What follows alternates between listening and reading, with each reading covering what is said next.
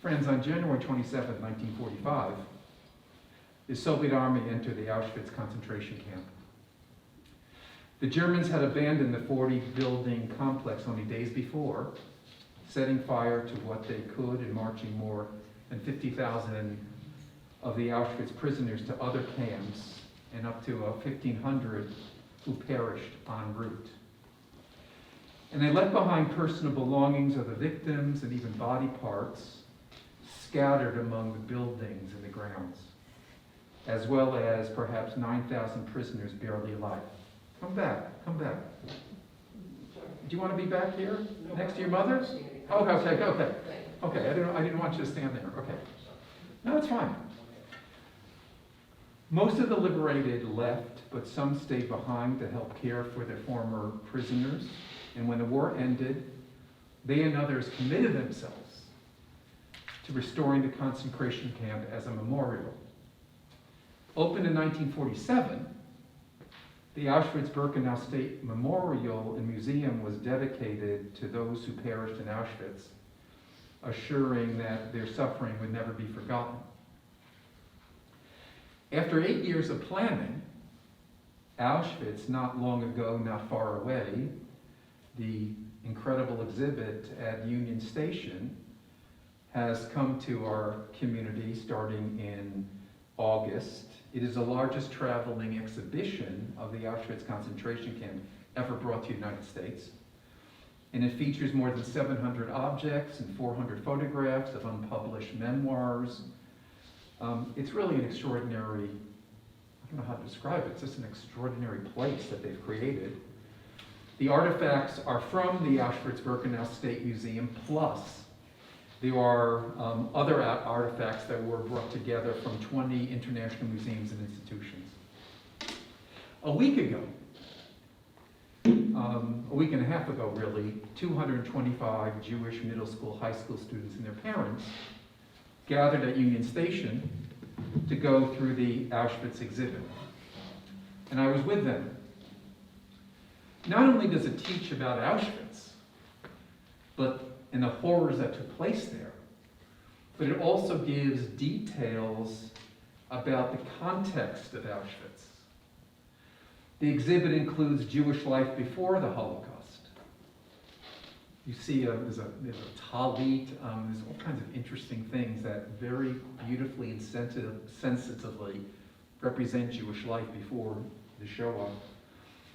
It speaks of the rise of anti-Jewish racial theory. It talks about the rise of the Nazis and the power of Hitler. It speaks of the abdication of responsibility for the average German citizen, the increasing barbaric treatment that was shown of political dissidents and gypsies and homosexuals and then the Jews, the experience of ghettoizing the Jews and then rounding them up for their journey to Auschwitz, the odors of the cattle cars, the diabolical selection of who would work and who would go directly to the gas chamber. There was even, it's really, I don't know if you've seen it, there's this gigantic cauldron that was taken from Auschwitz, and that's where this horrible soup that they gave the prisoners once a day, where it was made. And you see this cauldron. And then probably the worst thing that you could see is the pictures of the officers who were in charge of the horror, living their cushioned lives next to the hell that they had created. And in the end, it shows about the rebellions that took place in Auschwitz. Now, remembering is in of itself a holy act for the Jews. But for the Jews, that's not enough. Auschwitz raises a really important religious issue for the Jews. What should the Holocaust teach us Jews living today? What does it mean to live an authentic Jewish life after the Shoah? I want to share with you, this is like the biggest question I could ever bring to you on a Friday night. But I was struggling so much to make sense out of the exhibit and thinking about what message do I want these 225 teenagers to get from this. I said, I have to articulate what I think it means. The best approach to this was written by Rabbi Emil Fackenheim, who was a Holocaust survivor, and a renowned Jewish philosopher who came from Germany, spent most of his career in Toronto as a philosopher, and ultimately went and retired in Israel at the Hebrew University, and he died several decades ago. Rabbi Fackenheim believes that the Holocaust was a turning point in Jewish history. That everything Jewish is different after the Holocaust. And he goes so far to state that there is what he calls the 614th commandment that arises from this event. And it's a positive commandment. And this is how he summarized it. Maybe you've heard of it, but I want to focus in on it very clearly because I want you to think about it. I mean, I'm not going to give you any conclusions tonight. I want to present it to you. Here is how he summarizes this commandment. The authentic Jew of today is forbidden to hand Hitler yet another posthumous victory. Let me repeat that. The authentic Jew of today is forbidden to hand Hitler yet another posthumous victory. If the 614th commandment is binding upon the authentic Jew, he writes, then we are first commanded to survive as Jews, lest the Jewish people perish. We are commanded, secondly, to remember in our very guts and bones the martyrs of the Holocaust, lest their memory perish. We are forbidden, thirdly, to deny or despair of God, however much we have to contend with him, or with belief in him, lest Judaism perish. And we are forbidden, finally, to despair of the world as the place which is to become the kingdom of God, lest we help make it a meaningless place in which God is dead or irrelevant and everything is permitted. I've thrown a lot at you.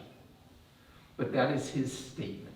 And I can give it to you in writing, and it's part of an essay that he wrote that is incredibly provocative. So let me just briefly dissect what he was trying to say and see if we can make sense of it. We are first commanded to survive as Jews, lest the Jewish people perish. Of course, he's speaking about numbers. A third of us were killed. Every Jewish child born is an affirmation of life. At every birth, we are announcing to Hitler, you haven't won. But it goes even further. The Jews have a tradition. And Fackenheim is talking about a living Jewish people. Every act of Jewish affirmation is a vote for him.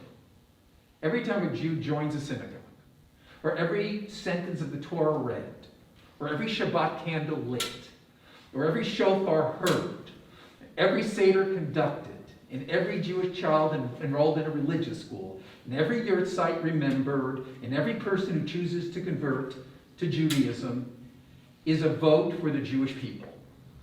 This affirmation ensures that the Jewish people lives. Anything less allows Hitler to win. Number two, we are commanded, second, to remember in our very guts and bones the martyrs of the Holocaust, lest their memory perish. Now, the Holocaust is not a body count. It is not some incomprehensible number. When we think of it, we are remembering school children. We are remembering infants. We are remembering mothers and fathers, grandparents, teachers, milk farmers, students of the Talmud, the rich and the poor, the strong and the weak, the sophisticated and the simple. They died as martyrs in a world where Jewish blood was cheap. And they are all our ancestors. And according to Jewish tradition, we all stood together at one point at Sinai together. If we forget even one of those people who were killed, Hitler wins. Every victim has infinite value, a spark of God. We are forbidden, thirdly, to despair or deny God. Now, let me tell you something. I've been a rabbi for 39 years. I've never met any Jew that agrees with the other Jew about what God is. Israel means God wrestlers, literally. That is our fate in the world. We Jews believe there is a God, but we struggle with that God. We doubt that God. We argue with that God. We question that God. Every time we say the Shema, we enter the unknowable. That is how it's always been. And Elie Wiesel stated it beautifully in an interview that he did on National Public Radio. He said this, he said, "Some people who read my book Night, they were convinced that I broke with the faith and broke with God. Not at all. I never divorced God. It is because I believed in God that I was angry at God and still am. The tragedy of the believer is deeper than the tragedy of the non-believer. We Jewish people, no matter how confused and even dysfunctional that relation is with God, we are still God. We are the people of God, and God is the God of the Jewish people. And we are forbidden, finally, to despair of the world as it is forbidden, to despair of the world as the forbidden place which is to become the kingdom of God. In other words, Jews aren't permitted to give up on this world. We're not permitted to give up. Now, what is the kingdom of God that he's talking about? It's where every human being is honored, where human dignity reigns, where the kingdom of God is when all the values and standards that all of us hold dear, and all the traditions of the other wisdom traditions that we honor, they become realized. No stranger is forgotten, no person is ignored, no value will be trivialized. The kingdom of God is a world of moral consequence. And when we work for that, the name of God is honored and is real. When a world seems incomprehensible, we affirm that we can be redeemed. And as Fackenheim concludes, to abandon any of these imperatives in response to Hitler's victory of Auschwitz would be to hand him yet another posthumous victory. The 614th commandment, the authentic Jew of today is forbidden to hand Hitler yet another posthumous victory. Somehow I want to have a discussion with our students in our religious school about this on some level that they can understand it. Because I don't want them to leave the exhibit thinking that it's just Jews were killed, being Jewish is dangerous. And I don't want that. I want them to come away with a sense of what their opportunity is to be part of the Jewish people after the Holocaust. So in the shadow of the Shoah, we are commanded to live our Judaism, to strengthen our people, to affirm a belief that there is a God even when understanding what that means is difficult, to believe that the perfect world that we seek is distant, but we refuse to stop seeking it and working towards it.